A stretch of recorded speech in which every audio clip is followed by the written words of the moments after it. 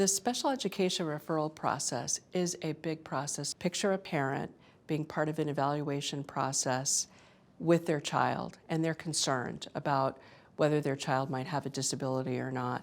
And then they go into a room for a meeting about their child in which all of these professionals have evaluated their child. That's a pretty daunting experience for the most veteran of parent, even an educator who's highly skilled. So if we layer onto that a parent of an English learner who's going to go through this very important process of having their child referred, possibly identified as having a disability, we have to step back and think about how are we working closely with parents and what is this process about, so that when parents come to this meeting, they're not coming cold.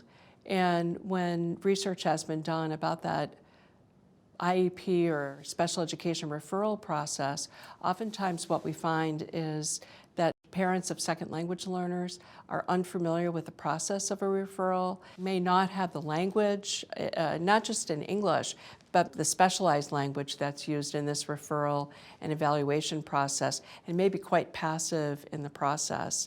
Indeed, when one study was done where there were translators present, the team of professionals from the school often made eye contact with the translators and very little eye contact with the families. And that's really not what we're hoping to help happen. Regardless of the outcome of whether students are identified as having a disability or not, as educators, we want to work closely and in partnership with parents. So part of it has to be, when a student is a second language learner, what should this referral process look like? What should any meetings look like? What types of professionals should be part of that meeting?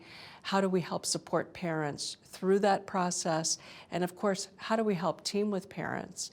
And part of it has to be, what is it that we're really hoping to accomplish to help work closely with families and really avoid those pitfalls of families feeling like they're disconnected from the process. We really want to be in close partnership through that entire start to finish and beyond process of identifying and working with English learners with disabilities.